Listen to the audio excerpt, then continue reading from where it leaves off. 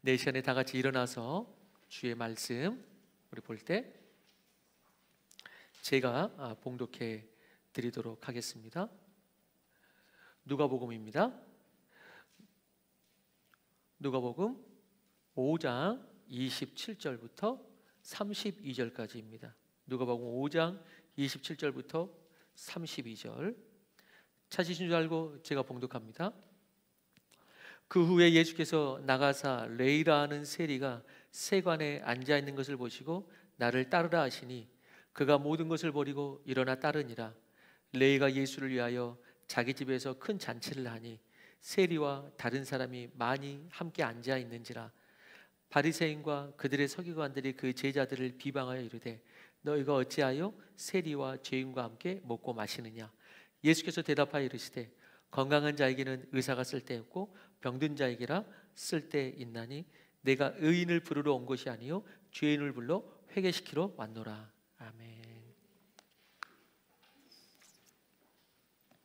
네, 우리가 방금 찬양한 것은 기념하는 의미에서 찬양했습니다. 찬송가에서 조윤규 목사님이 작사, 또 사모님이 작곡한 노래를 두 분 다 이제 지금은 이제 이 땅에 안 계시지만 기념하여 또 찬양을 해본 것입니다. 오늘 말씀 제목 읽으며 우리 말씀 함께 나누도록 하겠습니다. 같이 말씀 제목이 있습니다. 시작. 여러분, 얼마 전에 제가 설교할 때 제목으로 지도 밖으로라는 제목으로 말씀을 전했던 것을 기억할 것입니다. 그때 했던 것이 나병 환자 이야기했었는데, 나병 환자가 치유받는 사건이었죠. 당시 나병 환자는 부정하다 해서 동네 밖에서 거했고, 그래서 사람들 안으로 들어오지 못하고 부정하다 하여 접촉하지 못하게 되어 있었는데, 예수님은 나병 환자에게 접촉하고 손을 내밀어 터치하시죠. 그리고 나병 환자도 원래는 사람들 안으로, 동네 안으로 들어오면 안 되었는데 나를 치유하실 분은 예수님밖에 없다는 마음으로 그 사회와 종교와 그 인식이 정해놓은 선을 넘어서 예수님께 나왔을 때 그 지도 밖에서의 이 두 사람의 만남이 치유와 은혜의 만남이 되는 것을 우리가 보았습니다. 그리고 이런 행보는 누가복음 강의를 이렇게 듣고 또 제가 하고 보시겠지만은 주님은 계속해서 지도 밖으로 나아가시는 것을 계속해서 하는 것을 보게 될 것입니다. 오늘 본문에서도 주님은 지도 밖으로 나아가시는데요. 예수님이 당신의 제자로 레이를 부르시는 이제 모습입니다. 그런데 이게 뭐 어때서 당시의 사회와 문화, 사람들의 인식을 넘는 지도 밖으로 행군인가 이게? 여러분, 그 이유는 레위의 직업 때문입니다. 오늘 레위는 세리였다 이렇게 나옵니다. 세관원이죠. 당시 이스라엘은 로마의 속국이었습니다. 우리나라의 일제 강점기와 같은 것입니다. 세리는 로마에부터 세금을 걷어내기 위해 동족들을 착취하는 민족의 반역자였고, 여호와의 신앙을 저버린 반유대주의자로서 당시 유대인들이 가장 기피하는 그런 대상이었습니다. 당시에는 정상적으로 걷는 세금, 정세와 관세라는 것이 있었는데, 정세만 해도 이제 로마 이제 그 정부에게 좀 바쳐지는 것들인데, 인두세, 토지세, 소득세 이런 것이었다면, 근데 이것만으로도 벅찬데 세리들은 멋대로 자기의 관할 구역 내에서 관세를 받아서 동족을 수탈했습니다. 예를 들어서 이 관세는 대부분 세리 주머니에 들어갔는데, 길을 통과할 때 받는 통과세, 혹은 심지어는 마차의 그 바퀴 개수에 따라서 세금을 매겨서 자기들이 착취하는 것이죠. 그리고 물고기를 잡을 때 물고기세까지 그렇게 내야 했습니다. 이런 세리들은 세금을 이렇게 강제로 징수하기 위해서 요즘 말로 하면 조직폭력배와 결탁하기도 했습니다. 그들이 로마에 이렇게 붙어서 여호와의 신앙도 뒤로하고 세상과 타협하고 동족들의 기피 대상이었습니다. 그렇지만은 육적으로 보면은 그들은 어떻게 보면 돈도 있고 집도 있고 부유합니다. 속국에 붙어 살기 때문에. 어찌되었든 당시에는 유대의 랍비나 종교 지도자들은 지나가다가 세리를 만나면은 절대로 쳐다보지도 않고 마주치지 않고 무시하고 피합니다. 당시 세리들은 그렇게 인간 이하의 유대 사회에서 환영받지 못하고 쓰레기처럼 취급받았는데, 이런 것이죠. 예를 들어서 당시의 기록에는 유대 법정에서는 세리의 증언은 인정되지 않았습니다. 세리들이 이렇게 증언할 때 다시 말해서 그들의 말은 누구도 믿어주지 않은 것입니다. 그들의 말은 누구도 믿어주지 않았어요. 또 이런 것입니다. 세리가 예를 들어 구호품이다. 예를 들어서 어려운 이웃에서 구호품을 도우려고 그런다. 그러면 그 구호품을, 세리의 구호품은 받지 않았습니다. 왜?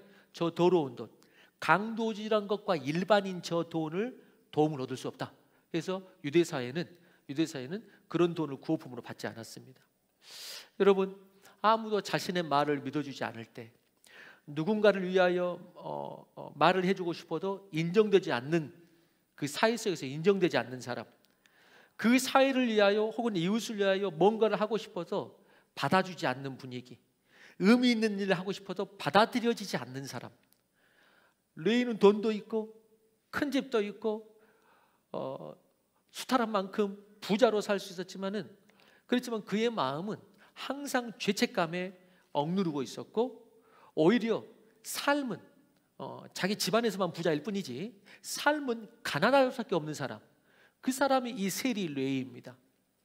여러분, 방금 제가 레이라고, 이 이름이, 세리의 이름이 레이인데, 레이라는 이 이름 자체하고 너무 다르죠. 레이는 뭡니까? 이스라엘의 12지파 중에서도 제사장 지파와 성전을 섬기는 구별된 지파입니다. 레이 지파. 부모가 어떤 마음으로 레이로 지어졌을까, 부모의 그 자식을 어떻게 기대했을까라는 것을 우리가 충분히 상상할 수 있습니다. 레이를 향한 기대를. 그런데 지금은 이 레이가 완전히 정반대의 삶을 살고 있는 것입니다. 여러분, 우리가 삶이라는 것이, 삶의 의미와 그 삶의 어떤 진정한 만족과 자유를 얻는다는 것이, 삶의 의미와 부요함이라는 것이 내가 얼마나 가졌는가보다 내가 누구인가가 더 중요한 것입니다. 내가 누구인가. 근데 이 레이는 내가 누구인가를 잊어버리고 그게 상황 때문에 어쩔 수 없던 그 시대의 상황이든지 간에, 본인이 선택했든지 간에 그것을 잊어버리고 그냥 세상 것으로 여기서 살기 위해서, 근데 여기에 붙으니까 더 잘 살 것 같으니까 로마에 붙어서, 근데 여전히 만족함이 없어요. 왜? 예수님 부를 때 그의 빠른 응답을 보면은 갈급했구나를 알 수 있기 때문에. 여러분, 나는 누군가에게 나는 내가 누구인가, 그리고 내가 생각할 때 내가 누구인가, 그리고 내가 다른 사람에게, 이웃에게 어떤 존재가 될 수 있는가, 어떤 존재인가, 어떤 존재가 되고 있는가, 이웃을 위하여, 사회를 위하여 쓰임받고 내 존재가 주변에게, 이 사회에, 이웃에게 어떤 존재인가가, 그것이 건강할 때, 그것이 쓰임받을 때, 그때 인생은 의미가 있고 풍성한 삶을 누리게 되는 것이죠. 그것이 없이 그냥 자신의 왕국을 쌓는다고 그게 성공한 인생이요, 그게 참나 잘 살았다 이러지 않습니다. 나중에 힘이 약해지면 알게 될 겁니다. 미리 약해지면 너무 좋은데 힘이 약해지고 죽을 때 되면 알죠. 이것이 아니구나 라는 걸 알게 되죠. 그런데 오늘 본문에도 보듯이 이스라엘 백성들은 레이를 상대하지 않았고, 그 집에 들어가는 것만으로도 오늘 본문에 보니까 죄인의 집에 들어간다라고 눈총을 받았습니다. 죄인의 집에 들어간다, 예수님이. 그런데 예수님은 모두가 죄인이라고 낙인 찍인 그를 당신의 제자로 오늘 부르십니다. 당신의 제자로 부르세요. 그런데 예수님께서 당신의 제자로 부르신 것도 놀랍지만, 더 놀랍고 오늘 조금 더 유심히 좀 은혜 가운데 바라보고자 하는 것은 뭐냐면은, 근데 레위의 반응이 더 놀라웠다는 것입니다. 레위의 반응이 더 놀랐습니다. 그는 모든 것을 버리고 예수님을 쫓습니다. 그는 모든 것을 얻기 위해 그렇게 살았거든요. 모든 것을 얻기 위해 동족의 눈총과 배반까지도 하면서 그렇게 살았거든요.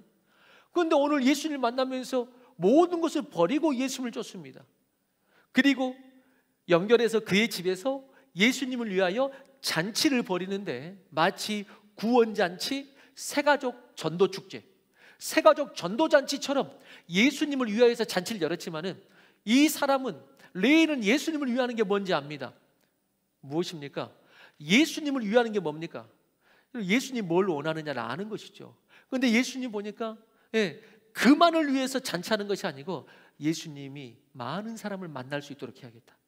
내가 변화된 것처럼 다른 사람들도 변화되고 예수님도 그걸 원하신다는 걸 압니다. 나를 찾아오듯이 많은 사람을 찾으시는 예수님.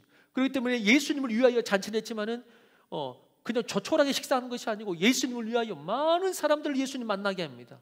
많은 사람이 예수님을 만나야 되고 예수님이 그러길 원하시기 때문에. 자, 그래서 구원잔치, 전도잔치처럼 동료들도 부르고 그리고 사람들을 불러 잔치를 벌입니다. 지금까지 그의 삶은 자신의 것을 어떤 수를 써서라도 쌓는 삶이었습니다. 레위라는 이름, 아까도 말씀드렸듯이 제사장계의 지파의 이름으로 백성들의 사실 중보자의 역할을 하는 지파거든요. 이름에는 그런 역사가 담겨 있죠. 백성들의 중보자요 성전을 섬기는 일을 했는데 레위라는 이름을 가진 세리, 이 세리는 이웃을 위하여 사는 삶이 아니고 자신을 위하여, 자신의 민족도 버린 삶이었거든요. 수탈하는 삶. 그런데 이제 그가 예수님을 만나고 난 다음에 누군가를 위하는 삶으로 삶이 바뀌게 됩니다.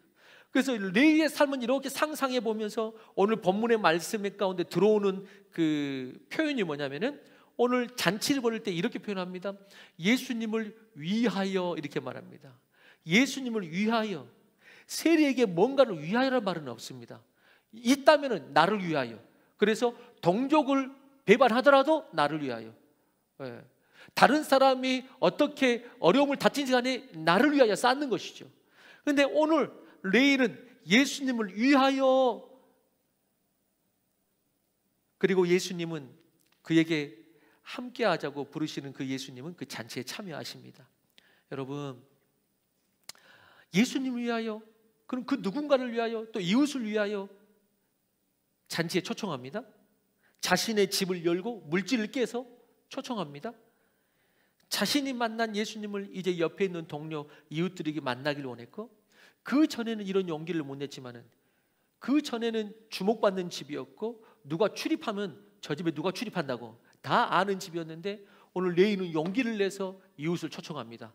용기를 내서 다 오라고, 다 오라고, 예수님이 오신다고 다 오라고 초청합니다. 그의 인생이 완전히 변화되는 것을 보게 됩니다. 뭐 하면서부터? 예수님이 레위를 부르시면서부터, 예수님이 레위를 부르시면서 그 인생이 완전히 변화됩니다. 마치 제가 가장 좋아하는 시가 생각이 나는데, 제가 개인적으로 가장 좋아하는 시가 김춘수님의 꽃입니다. 김춘수님의 꽃, 이런 시잖아요. 내가 그의 이름을 불러주기 전에는 그는 다만 하나의 몸짓에 지나지 않았다. 내가 그의 이름을 불러주었을 때 그는 나에게로 와서 꽃이 되었다. 내가 그의 이름을 불러준 것처럼 나의 이 빛깔과 향기에 알맞는 누가 나의 이름을 불러다오. 그에게로 가서 나도 그의 꽃이 되고 싶다. 우리들은 모두 무엇이 되고 싶다. 나는 너에게, 너는 나에게, 나는 너에게 잊혀지지 않는 하나의 눈짓이 되고 싶다. 여러분, 지금도 예수님을 레위를 보고 부르셨듯이 세상의 모든 인생을 보고 세상의 모든 인생들의 이름을 부르시는 줄로 믿습니다. 우리 모두는 예수님의 부름을 받아 지금 이 자리에 나와 있습니다. 나를 따르라. 아까도 말씀드렸듯이 예수님께서 레위를 부르실 때에 지금 나를 따르라 이 표현을 조금 더 봤는데, 이 레위의 반응을 보면서 조금 더 우리가 묵상하고 한번 여러분들 한번 적용하고 은혜 받기를 원하는데, 여러분 지금도 예수님께서는 우리를 부르실 때 성경에 이렇게 공관복음서에 이렇게 보면, 특별히 공관복음서 예수님이 누군가를 부를 때를 보면 나를 믿으라, 내가 너를 사랑한다, 나 사랑하노라, 그런 표현도 있지만은 나를 믿으라라는 표현보다도 제가 숫자를 세보지는, 대강만 보고 숫자까지는 세보지는 않았습니다는 거의 버금가게 아니면 더 많이 표현하시는 말씀이 있습니다. 그게 뭐냐면은 나를 따르라 이렇게 말씀하십니다. 사람들을 볼 때 나를 따르라 이렇게 말씀하십니다. 나를 믿어라가 나도 말씀하시면 만만치 않게 나를 따르라 말씀하세요. 여러분, 제가 이 말씀을 묵상하면서 저희 이야기를 그냥 조금 해보려고 하는데, 저는 예수님을 믿고 가장 좋았던 것이 당연히 우리가 일반적으로 예수 믿으라고 말할 때 예수 천당 불신죠. 당연히 구원받고 천국 갑니다. 예수 믿으면. 우리의 궁극적 여정이요 결론입니다. 그런데 좀 저 개인적인 이야기를 하는 것입니다. 그리고 어떻게 보면 레위의 이야기고 진짜 믿음 앞에 들어선 수많은 사람들 이야기일 수도 있겠죠. 그런데 일단 제가 예수님을 만나고 난 다음에 더 좋았던 건 뭐냐면은, 더 좋았던 것은 당연히 뭐 천국 가고 천국 안 좋을 리도 없고 궁극적으로 가겠지만 죽음 이후에 영원한 나라 천국 간다는 것도 너무 좋지만, 지금 죽고 난 다음에, 그리고 예수 믿으면 죽고 난 다음에 천국까지, 이거 말고 지금 내가 이 땅에서 살면서 지금 당장 내 앞에 맡겨진 삶, 내 삶의 실제 현실, 지금 내가 이 땅에서 살면서 이곳에서 예수님께서 나를 따르라고 하셨을 때,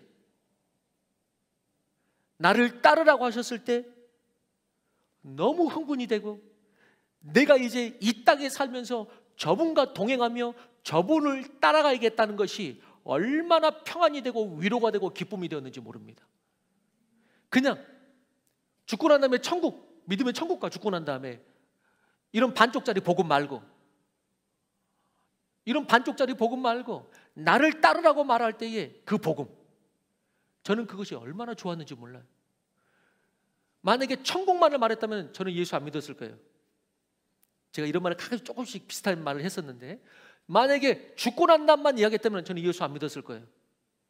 그래서 저는 뭐가 좋았냐면은, 야, 죽고 난 다음에 천국 가. 죽고 난 다음에 말고 지금 이 땅에서 나의 삶에서 자기를 따르라고 하는 그 말씀이 저는 개인적으로 너무 좋았어요.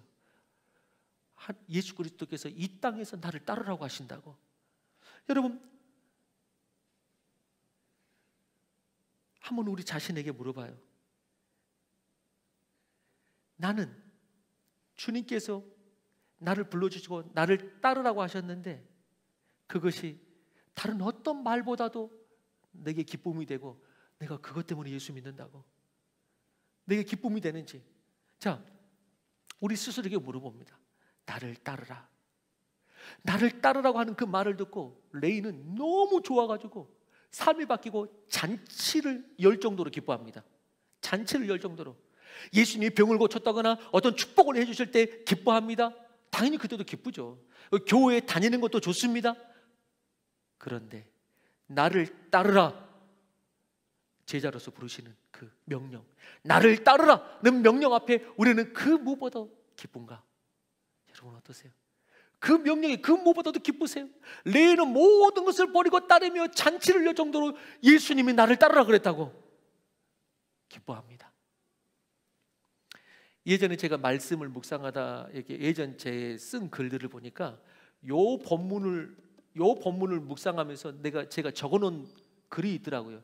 제 스스로 큐티하면서 요 본문을 묵상하면서 제가 이렇게 적어놨더라고요. 제가 발견했는데 그대로 읽어보면 그 수십 년 전이죠. 한 20년 전인 적어놓은 걸 제가 읽어봅니다. 예수 믿고 난 다음에 하나님께서 나를 위한 위대하고도 아름다운 축복의 계획을 세우셨다. 그리고 나에게 자기 십자가를 지고 예수님을 쫓으라고 하신다. 아, 이것이 주님이 주시고자 하는 가장 큰 선물이구나. 그래, 그분을 따르다 보면 그냥 뭔가 있겠지가 아니라 이것 자체가 선물이고 축복이다.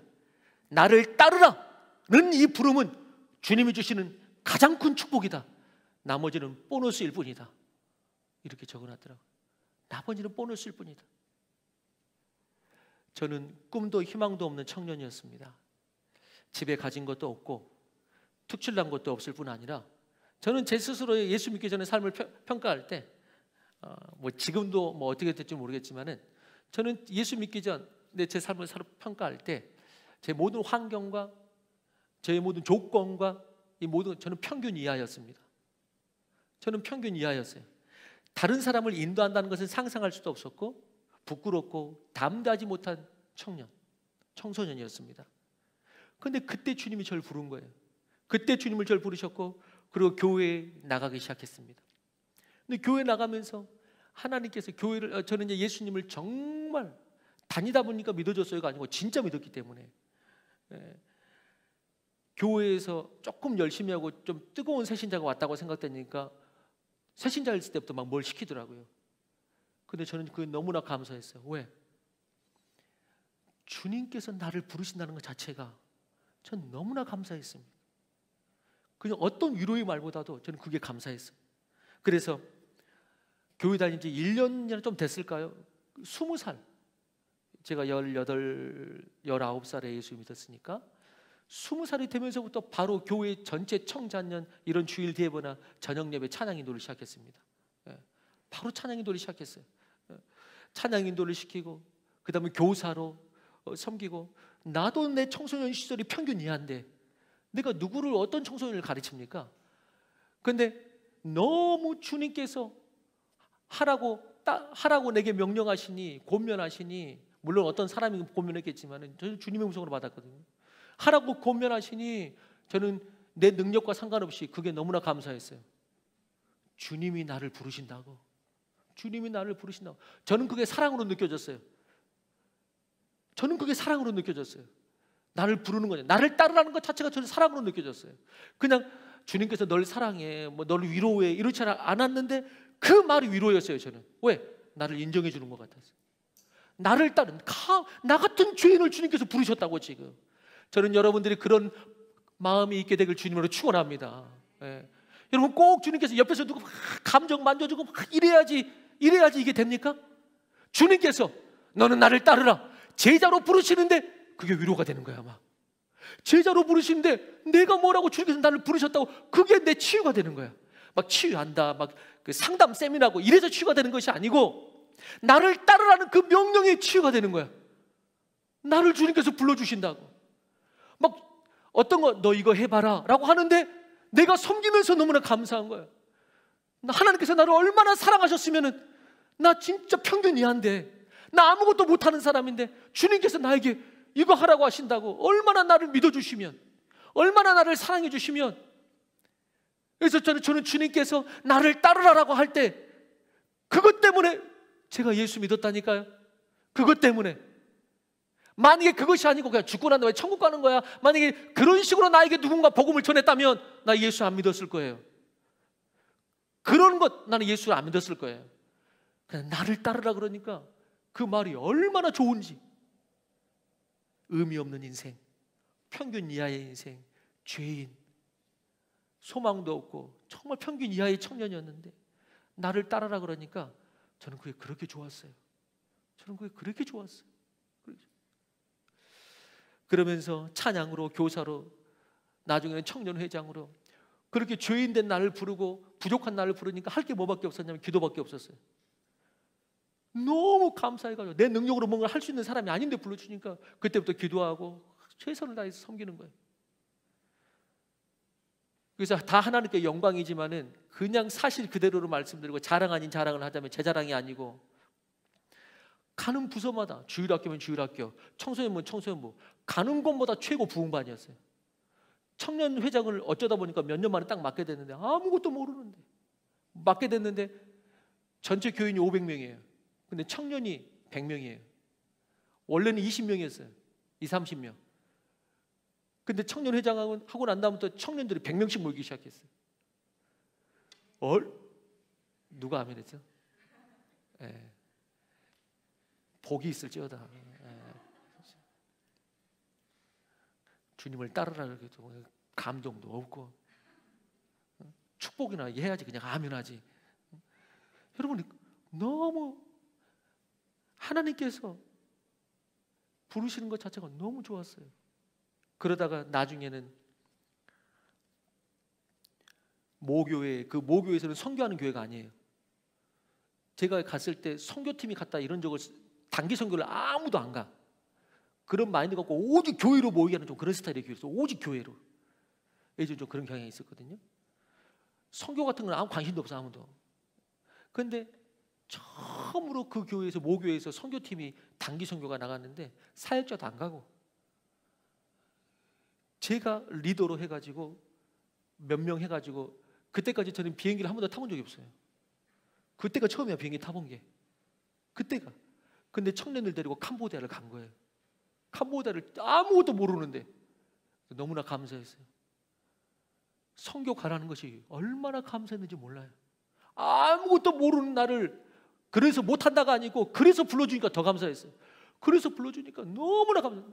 나는 지금 비행기도 한 번 안 타봤는데, 아니 제주도도 한 번 안 가봤는데, 그때 제주도만 안 가본 상태거든요. 그때가 제주도도 한 번 안 가봤는데 나로 지금 선교팀을 이끌고 가라고 사역자도 안 따라가는데, 근데 저는 그게 너무나 감사했어요. 그게 막 부담이 되고 헌신하라고 한다고 또 그런 게 아니고, 저는 그게 사랑으로 느꼈어요. 하나님의 사랑. 나 같은 자에게 그걸 맡겨준다고, 나 같은 자를 열방으로 불러주신다고. 그때는 열방이라는 단어 처음 들었어요. 그때 열방이라는 단어도. 나 같은 자를 맡겨주신다고. 그게 얼마나 감사했는지 몰라요. 그리고 선교제도 돌아와서 그때부터 기도실에서 선교적인 기도를 처음 하기 시작했어요. 그때부터 보고 와서 선교 기도를 하기 시작했어요. 기도실에서 지구를 그리면서 그 지구 자체를 온 민족과 열방이라고 하나님께 올려드리면서, 민족을, 열방을, 지구를 생각하면서 기도하는데, 내가 여기서 퍼즐을 앉아가지고 기도 못한다고 기도실에서 일어나가지고 발을 동동 구르면서 주여 이 지구를 받아달라고 했던 그때, 아직도 기억해요. 했던 그때 너무나 감사해가지고. 여러분, 예수님을 따라가지 않았다면 천국에 기억되는 것은 아무것도 없습니다. 주님을 따르는 삶보다 더 부유한 삶은 없습니다. 레이는 그걸 발견한 겁니다. 지금까지 세상의 부유를 위해서 정말 죽도록 욕 들으면서 살았지만, 주님을 따르는 삶보다 더 부유한 삶이 없다는 것을 알게 된 것입니다. 주님을 따르는 삶보다 더 기쁨의 삶은 없기 때문에 잔치 보내야겠다라고 한 것입니다. 더 자유가 없어요. 그리스도, 완전하고 영광스러우며 귀하신 나의 주님, 그가 우리의 상급 그 자체이십니다. 우리가 얼마나 위대한 분의 부름을 받았는지 알 필요가 있습니다. 너무나 많은 사람들이 예수님께서 나를 따르라 하는 그 말을 너무나 많은 사람들이 외면하고 무시하고 있습니다. 너무나 많은 사람들이 외면하고 무시하고 있습니다. 나를 따르라는 말씀보다 나를 더 귀하게 여기신 나를 향한 사랑의 고백이 그것보다 더 진할 수는 없다. 여러분, 그걸 아시기 바랍니다. 그것보다 더 진할 수는 없다. 진짜 사랑하면 너 나 따라서 같이 살자라고 말하는 것입니다. 그래서 나를 따르라는 말이 나를 향한 가장 큰 사랑의 고백으로 저는 느꼈습니다. 김추수님의 시처럼 예수님이 나의 이름을 불러주기 전에는 나는 의미 없는 하나의 몸짓이었다. 그저 세상에 뒤처지지 않으려고 육신의 정욕과 안목의 정욕과 이생의 자랑으로 살아가려는 움직임뿐이었어요. 그런데 그분이 나를 불러주시고 나를 따르라고 함께 가자고 하셨을 때, 그때서야 비로소 우리 인생이 치유되고 참 의미를 찾으며 김주순님의 시처럼 그때 네가 나에게 와서 꽃이 되었다. 그것이 되는 것입니다. 그것이 되는 것이. 여러분들은 어떠세요? 오늘 예수님께서 레위에게 내가 너를 많이 위로하노라 이런 말이 아니고 넌 나를 따르라, 그 말에 모든 삶이 회복되고 뒤집어졌습니다. 모든 삶이 여러분들은 어떠세요? 아니 위로하라, 축복하라 뭐 그런 말 해야지 여기가 좀 이렇게 되고 내 삶이 이렇게 되지. 나를 따르라 그럼 조금 부담되고 멈칫거려지고. 그러나 진짜 예수를 만나면 나를 따르라는 말이 사랑의 말이요, 위로의 말이요, 치료의 말이요, 놀랍게 나를 인정하는 말이요, 역사하겠다는 말이요, 놀라운 말인 것을 우리는 알게 되는 것이죠. 여러분들은 어떠세요? 이 레위의 마음, 이 레위의 감동을 느끼셨어요? 나를 따르라 라고 할 때 여러분들 모두 이 레위의 마음이 우리의 마음이 되기를 축원합니다. 그리고 레위는 예수님을 초청합니다. 이웃을 초청합니다. 그런데 그때 그것을 바라보던 또 한 부류가 있었죠. 바리새인과 서기관들은 예수님과 제자를 비방하며 너희가 어찌하여 죄인과 함께 먹고 마시느냐 시비를 겁니다. 그들은 잔치집을 정죄하면서 망쳐놓는 말을 합니다. 망쳐놓는 말, 깨는 말을 합니다. 이에 예수님은 이제 오늘 결론과 같은 그 멘트 하시죠. 나는 의인을 부르러 온 것이 아니요 나는 죄인을 부르러 왔다, 이제 이렇게 말씀하시죠. 여러분, 내 삶이 혹은 가정이 그리고 교회가 언제 잔치집이 되고 또 언제 잔치가 깨지고 기쁨을 잃어버린지 아세요? 교회가 언제 잔치집이 되고 언제 잔치가 깨집니까? 오늘 말씀을 통해서 여러분, 죄인들이 많을 때 잔치집이 되고 의인이 많을 때부터 교회의 잔치가 깨지기 시작하는 것입니다. 교회는 죄인이 많으면 잔치집이 됩니다. 왜? 예수님을 누릴 수밖에 없고 아무 소망이 없는데 예수님 누리면서 잔치하는 거죠. 근데 의인이 많으면 잔치가 깨지기 시작합니다. 곳곳에서 자기가 옳다고. 의인이 많으면 마치 죄인들끼리 모였을 때는 예수님과 함께 잔치집이었어요. 근데 바리새인과 서기관, 자기가 어느 정도 잘 믿고 있다고 생각하는, 의인이라고 생각하는 그들이 오자 잔치가 깨지기 시작합니다. 잔치가 깨지기 시작해. 여러분, 이런 이야기가 있습니다. 이웃에 어떤 두 집이 살았다고 그래요. 두 집이. 한 집에는 어찌된 일인지 부부싸움이 그칠 날이 없습니다. 그런데 그 이웃집에는 젊은 부부가 아이가 둘이 있고 시부모까지 모시고 사는데도 식구들끼리 싸움 한번 일어나지 않고 화목합니다. 어느 날 이쪽에 잘 싸우는 부부가 화목한 옆집에 가서 그 비결을 물어봅니다. 그랬더니 그 젊은 부부가 이렇게 대답을 합니다. 식구들이 싸움 한번 하지 않고 어떻게 서로 화목하느냐? 그랬더니 웃음 띤 얼굴로 이렇게 말합니다. 우리 집에 싸움이 없는 것은 모두 나쁜 사람들만 모여있기 때문입니다. 우리 집에는 모두 나쁜 사람들만 모여있기 때문입니다. 가령 제가 방 한가운데 놓여있던 물그릇을 모르고 차서 엎질러졌다고 합시다. 저는 즉시 제가 부주의해서 그랬으니 잘못했다고 말을 합니다. 그러면 옆에 있는 아내는 아니 당신 잘못이 아니라 빨리 치우지 않는 내 잘못이라고 이야기합니다. 그러면 이때 저희 어머니께서는 아니다 얘들아, 나이 살이나 먹은 내가 옆에 있으면서도 그걸 그대로 보고만 있었으니까 그게 내 잘못이다 라고 말합니다. 이렇게 모두 자진해서 나쁜 사람이 되려고 하니 우리 집은 싸움이 없고 행복합니다 라고 이야기합니다. 그렇습니다. 죄인들이 모이는 가정과 교회는 싸움이 없습니다. 죄인들이 모이는 가정과 교회는 겸손하고 부족하게 서로 화목합니다. 오늘 우리가 모인 곳이 종종 시끄럽고 잔치가 깨지는 이유는 뭐냐? 의인들이 많기 때문입니다. 의인들이 쏙쏙 올라오기 때문에, 의인들이 쏙쏙 올라오기 때문에 잔치가 깨지기 시작하는 것입니다. 잔치가 깨지기 시작하는 것입니다.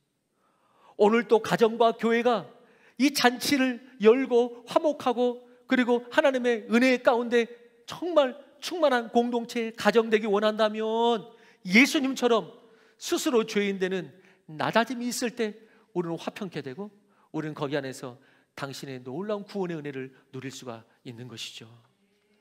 여러분, 그렇기 때문에 우리 교회가 어떤 곳이 되어야 되는가? 죄인을 부르는 곳이 되기를 원하는 것입니다. 예수님의 목적이 죄인들을 부른 것이 목적이었다면 우리 교회가 세워진 목적도 똑같습니다. 죄인을 부르기 위하여서, 그리고 그 죄인들을 불러서 죄인들이 잔치하는 곳, 그것이 교회입니다. 그러면서 저도 다시 한번 생각해 보았습니다. 제 자신도 우리 교회는 과연 죄인들을 위하여 죄인들을 부르는 교회인가? 아니면은 예수 잘 믿는 성도들만 모여가지고 예수 잘 믿는 성도들에게 맞는 교회인가?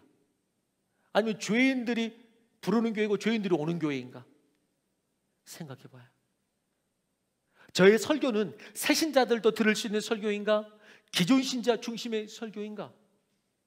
예수님의 설교는 바리새인과 서기관들보다 죄인들을 감동시키는 설교였던 것 같거든요. 죄인들이 감동했거든요. 우리 교회가 죄인들과 함께 잔치하는 교회인가? 아니면 우리들끼리 잔치하다가 문제 생기고 매너리즘 빠지고 이런 교회인가?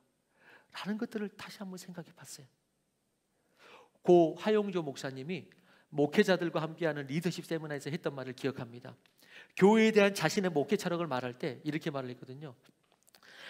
예수 처음 믿는 사람, 우리 교회는 예수 처음 믿는 사람, 어색한 사람들이 와서 쉽게 적응할 수 있는 공간들을 만들고 오게 하는 것이 제 목회 철학입니다 하면서 새신자 목회 철학을 이야기했어요. 그렇기 때문에 어떤 문화적인 컨텐츠도 많이 발전시켰겠죠. 세상과 더욱더 접촉할 수 있도록. 그래서 새신자 목회가 철학이라고 이야기했어요. 여러분, 저희 교회도 다르지 않다고 생각합니다. 또한 그렇게 돼야 된다고 믿습니다. 우리 교회도 어떤 교회가 돼야 되느냐? 전도하는 교회, 새신자 중심의 교회, 새신자가 오는 교회. 여러분, 우리 교회도 마찬가지거든요. 우리 교회가 이렇게 작게 이렇게 건축했지만은, 여러분 이렇게 건축한 이 구석구석 또 여러분들이 느끼시든지 안 느끼시는지 모르겠지만은, 나름대로 그냥 그 교회의 색깔을 이렇게 딱 드러내고, 새신자가 왔을 때의 그런 어떤 교회의 딱딱한 분위기가 아니고, 최대한 부드럽고, 그리고 최대한 매력적으로 쉽게 다가올 수 있는 그런 것들로 할 수 있도록 하나하나 사실은 하려고 짧은 시간 안에 그래도 노력을 했습니다. 예를 들어서 본당 같은 경우도, 이렇게 무대 같은 경우도, 여기 이제 강대상 같은 경우도, 여러분 우리 본당의 특징 중에 하나가 뭐냐면은, 우리 본당의 특징 중에 하나가 뭐죠? 딱 보시면 몰라요? 내 노력이 헛것이구만. 내 노력이 헛것이야. 뭐가 달라요? 일반 교회하고. 예. 이거 목수들하고 하면서 고생 많이 했습니다. 제가 또 강조해가지고, 이거 반드시 하면 이게 제일 편합니다. 목수 작업이. 휘게 하려면요, 나무로 안 되고 저기 가서 철 있죠, 철 아시바, 이걸로 전부 다 휘어가지고 온 겁니다. 이거 각도를 맞춰서 이거 전부 다 휘라고 그랬어요. 이렇게 품도록. 그리고 여러분들이 앉아 계신 그 단을 이렇게 올렸잖아요. 그 단도 이렇게 단 올리는 건 좋은데 이렇게 반듯하게 올리면 됩니다. 그런데 전부 다 휘게 했습니다. 이렇게. 그래서 이렇게 되도록, 무슨 말인지 이해했어요? 이렇게 되도록. 그래서 뭔가 이렇게 품는 분위기가 되고, 강대상이 높은 것이 아니고 위에서 편하게 강대상을 바라볼 수 있도록. 그래서 이렇게 한 것이에요. 이렇게. 전혀 감동이 안 돼. 뭔지 모르겠어요. 그러려고 이 본당을 이렇게 한 거예요. 조명도 일반적으로는 노란 조명 안 쓰죠. 일반적으로는 그냥 밝게. 그런데 일부러 노란 조명을 써서 일부러 분위기를 따뜻하게 만들려고 이렇게 한 것입니다. 물론 저는 전문가도 아닙니다. 아마추어지만 그렇게 하려고 했죠. 그렇기 때문에 교회 본당에 갔을 때 일반 교회와는 색상이 좀 다릅니다. 이 본당 안에 색상이 다릅니다. 그 바닥도 마찬가지고 색상 자체가 살짝 다릅니다. 바닥과 이게 살짝 어우러지죠. 노란빛하고 바닥이 이제 그런 빛이 노랑 초록빛이기 때문에. 자, 이해하지 못하면 넘어가고. 네, 작게 건축하면서도 카페 동을 포기하지 않는 이유도 그런 이유이죠. 새신자하고 그리고 이 지역과 조금이라도 쉽게 접촉할 수 있도록. 그래서 우리가 카페 이름도 이음이라고 우리가 투표로 정했고, 이음이 세상과 연결하고 지역사회와 연결하기 위해서. 어떤 분은 그런 적도 있었거든요. 각 부서마다 막 예배당이 필요하니까, 그러니까 적어도 그냥 우리 모이는 장소로 하자고. 그런데 아니다고, 저 카페로 하자고. 저도 이제 밀어붙였거든요. 저 카페로 해야 된다고. 그래야지 교제하고 또 이후로도 누구든지 올 수 있다고. 이유는 하나입니다. 누구든지 와가지고 일단은 첫 접촉을 쉽게 하고 예수 그리스도 만날 수 있도록, 그러기 위해서 한 것이죠. 여러분, 교회가 언제 건강해지느냐? 교회가 언제 건강해지느냐? 죄인들이 있을 때, 초신자들이 있을 때 교회가 건강합니다. 그럼 건강하지 않는 교회가 뭐냐? 그거는 거의 100% 전도하지 않는 교회. 그거는 그냥 성경적으로도 건강하지 않은 교회일 뿐만 아니고, 그리고 그 교회가 분위기적으로도 절대 건강하지 않습니다. 전도하지 않는 교회, 초신자가 없는 교회. 교회가 매너리즘에 빠집니다. 활기가 없습니다. 새신자가 없습니다. 전도가 없습니다. 왜 교회가 힘이 없느냐? 자기들끼리 뭉쳐 있다가 매너리즘에 빠지고, 그냥 내 신앙만 그냥 겨우 그냥 고수하다가 그냥 이렇게 점점 가라앉고, 이러기 때문에 활기가 없는 겁니다. 이러기 때문에 교회가 이렇게 여기처럼 오늘 레이처럼 잔치가 안 일어나는 것입니다. 왜? 새신자가 없으니까. 새신자가 없으니까 잔치가 안 일어나. 간단합니다. 그래서 거의 보면 건강하지 못하는 교회, 기쁨이 없는 교회는 전도하지 않는 교회. 그거는 거의 기쁨이 별로 없습니다. 그 마찬가지예요. 우리 개인 성도들도 마찬가지입니다. 여러분 전도하시기를 주의 이름으로 축원합니다. 여러분 전도하세요. 전도한다는 것은 어떤 것을 나타내는 거냐면은 그 사람 안에 복음이 있다는 것을 증거하는, 저 사람 안에 복음이 있구나, 이것을 증거하는 가장 명확한 증거가 뭐냐? 전도하는 것입니다. 가장 명확한 증거가. 그러면은 교회가 분위기가 살아나요. 영적 분위기가 살아나요. 내 신앙이 살아나는 것이죠. 교회가 힘이 빠지고, 여러분 여기 교회 보면은 교회가 힘이 빠지고, 그리고 그 목자들도 그 힘 빠진 교인들 섬기는 것이 정말 힘든 경우가 많이 있거든요. 목자들이 이제 그 성도들 섬길 때 정말 힘든 경우가 많이 있거든요. 근데 여러분 대부분 어느 때 힘든 줄 아세요? 대부분 어느 때 힘드냐면은 완전 새신자가 이제 예수 믿으려고 처음 교회에 와가지고 예수 믿고 확 뒤집어져가지고 복음 딱 처음 듣고 영접하고 난 다음에 그런 분들이 힘든 게 아니에요. 그런 분들이 힘든 게 아니에요. 누가 힘드냐? 교회에 오래 다녔는데 말 안 듣는 사람들. 예, 이런 거 우리 다 인정하잖아요. 교회에 오래 다녔는데 말 안 듣는 사람들. 그 사람들 제일 힘들거든요. 차라리 새신자를 케어하고 말아.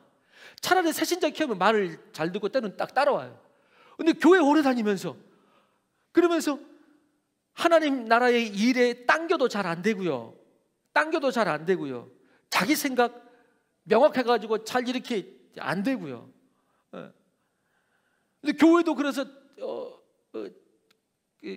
가끔 이렇게 빠지고요. 그런데 또 물어보면은 믿음이 있다고 또 본인이 또 막 이야기하고 막 그러면은 인도하면서도 막 힘들어요. 막 인도하면서도 저 사람 진짜 믿음이 있나 없나 막 이런 생각도 들기도 하고. 솔직히 목자들 그렇잖아요. 다 뭐 대동소이하죠. 뭐 다 똑같죠. 뭐 그런 생각도 들고 막. 그러면 얼마나 힘이 듭니까?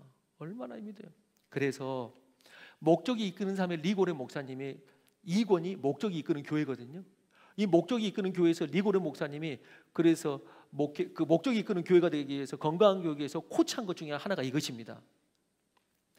그런 사람도, 방금 말한 이런 사람들도 우리가 섬겨야 한다. 포기할 수는 없기 때문에 섬겨야 한다. 그러나 교회가 그런 사람들끼리 모이고 그런 사람들을 케어하는데 힘 빠지고 중심이 될 때 교회도 성도도 결국 지친다. 솔직히 현실적인 말이고 정확한 말이죠. 지친다. 목자들 지친 거예요. 그런 사람 섬기기에 지친다. 그러면서 이렇게 말합니다. 오히려 더욱 중요하고 집중해야 하는 것은 오히려 그 시간과 그들에게 하는 그 시간과 그 에너지를 줄여서 오히려 전도하고 새신자에게 집중하라. 오히려 전도하고 새신자에게 집중하라. 그러면 교회도 달라지고 그들도 달라질 것이다. 이렇게 말하더라고요. 그러면 교회도 달라지고 그들도 달라질 것이다.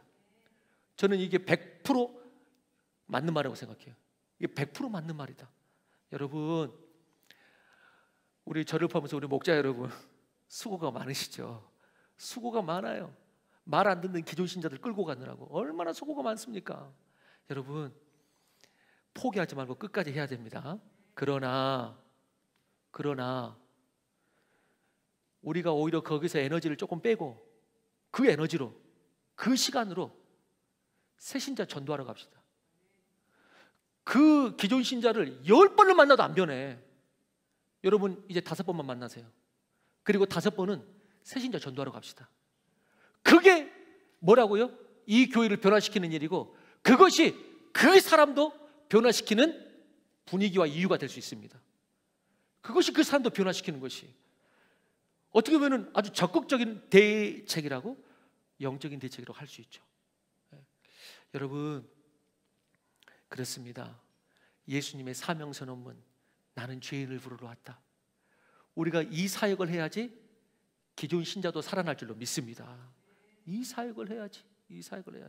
그래서 여러분 진짜 우리 저를 포함해서 제가 알아요. 지금 어떤 목자를 보니까 딱 그 영혼이 생각이 나가지고 진짜 몇 년 동안 했는데도 안 바뀌어. 몇 년 동안을 전화하고 식사도 하고. 그래서 제가 오죽 있으면 제가 말하고 싶더라고. 이제 그만하라고. 근데 그 말 하면 안 되죠. 근데 오히려 거기서 조금 시간을 뺍시다. 5번 만날 거 2번만 만나요. 하나님께 맡기고, 그리고 세 번은 우리 같이 전도하러 갑시다. 새신자.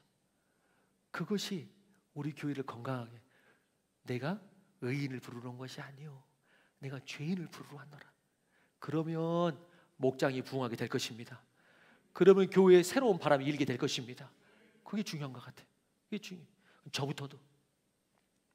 그리고 한 발짝만 더 나아가서, 여러분 그래서 새로 죄인들을 부르는 것도 중요하죠. 전도요, 초청이요, 새신자를. 그런데 또 하나 우리가 중요한 게 뭡니까?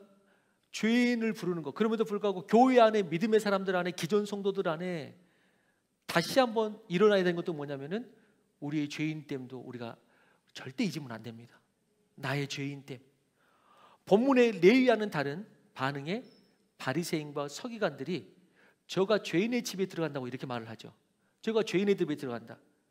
여러분, 그 논리로 하자면은 예수님은 만약 죄인의 집에 들어가면 안 되면, 그 논리를 하자면은 이 땅에 예수님이 들어갈 집은 한 군데도 없습니다.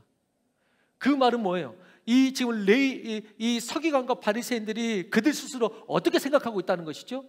그들 스스로 우리는 잘 믿고 잘 믿는 사람들이다. 우리는 의인이다. 나 모태신앙이다. 나 아브라함의 자손이다. 나 모태신앙이야. 이러고 있단 말이죠. 나 침례 받았어. 이러고 있단 말이죠. 여러분, 그래도 자기가 의인으로 생각해요. 그런데 여러분, 저기는 죄인의 집이니까 못 들어가고 우리는 의인이니까 뭐 그런 집 들어가면 좋고 괜찮고, 들어갈 수 있는 곳, 들어갈 수 없는 곳. 근데 여러분, 주님의 여정에 보니까, 여러분 공감복음에 가면 주님의 여정에 보니까 주님께서 들어가시는 집들이 있습니다. 주님께서 들어가는 집들이 있어요. 여러분 생각나시는 집이 있으세요? 주님께서 들어가신 집, 오늘도 그 집이고, 예를 들어서 나사로의 가정, 마르다와 마리와 나사로의 가정도 들어가시고, 그다음 베드로의 그 시몬이 장모가 병들었을 때 그 집도 들어가시고, 또 어떤 집은 자기 딸이 죽었는데 다락방에 눕혀놨는데 그 여인의 집에, 그 집에 들어가기도 하시고. 그런데 누구의 집에는 들어가신 적이 없느냐? 누구의 집에는 들어간 적이 없을까요? 성경에 보면은, 공간복음에 보면은 예수님께서 바리새인의 집에 들어가니라 이런 말은 없습니다. 예수님께서 대제사장이죠. 그래도 대제사장이잖아요. 그래도 이 땅에 와서 그런 분을 좀 알아놔야지 사회도 잘 되고, 대제사장 집에 들어가니라, 바리새인의 집에 들어가니라, 서기관의 집에 들어가니라 이런 말은 없습니다. 왜? 그들은 스스로 의인이라고 생각했기 때문에, 나는 잘 믿는다고 생각했기 때문에. 근데 주님은 누구의 집에 들어가십니까? 죄인의 집에 들어가십니다. 모든 여정이 죄인의 집에 들어가세요. 죄인의 집에 들어가세요. 여러분, 그런 의미에서 우리가 신앙생활을 얼마나 하고 직분이 어떻게 되고 뭐 모태신앙이고 상관없이 우리가 예수님을 믿음으로 죄가 사함을 얻고 구원을 받고 의인이다 칭함을 받았지만, 우리는 여전히 죄인이고, 우리가 의로워서가 아니고 그리스도의 전적인 은혜로 의인이라 칭함을 받았다는 것을 잊지 않기를 바랍니다. 그런 용서받은 의인들이 많으면 교회가 잔치가 벌어집니다. 오늘 이 예배도 잔치가 돼요. 왜? 왜 이 예배가 잔치가 됩니까? 나 같은 죄인이 내가 뭐라고, 내가 오늘 여기서 예배할, 하나님께 예배하다니, 하나님께서 나를 지금 이 자리에 불러주셨다니, 이게 너무나, 이게 말할 수 없는 이게 예배거든요. 말할 수 없는 감동이거든요. 여러분, 그렇기 때문에 여러분 그 안에 기쁨이 있는 것이죠. 잔치가 있는 거예요. 그런 자들이 모이면은 예배가 잔치가 됩니다. 그런데 왜 예배가 잔치가 안 되느냐? 어설픈 의인들이 모여가지고 예배하기 때문에, 어설픈 의인들이 모여가지고 예배하기 때문에 예배가 잔치가 안 돼. 근데 죄인들이 모이면 너무 감사한 거예요. 너무 감사한 거예요. 주여, 내가 뭐라고 나를 불러주셨습니까? 두 손을 들고 찬양하고 막 기도하고, 주여, 뭐 엄청난 설교 들어서가 아니고 한마디만, 설교를 한마디에 그 말씀만 떨어져도 아멘 하고 받기도 하고, 이런 잔치가 된단 말이죠. 근데 의인들은 그게 안 돼. 어설픈 의인들은 그게 안 돼. 잔치가 안 돼. 여러분, 주님이 언제든지 찾아오시고 함께 하시는 교회가 되기 위하여 우리가 우리의 죄인됨을 항상 고백하십시다. 우리가 죄인입니다.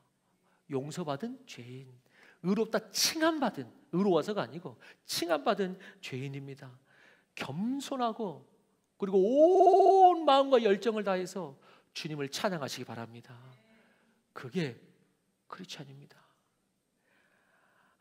아무리 믿음이 좋은 사람들, 영성이 있는 위대한 하나님의 사람들도 여러분 영성이 있는 위대한 사람일수록 뭐가 있는지 아세요? 그러니까 유명한 막상 말고 영성이 있는 위대한 사람들 뭐가 있는지 아세요?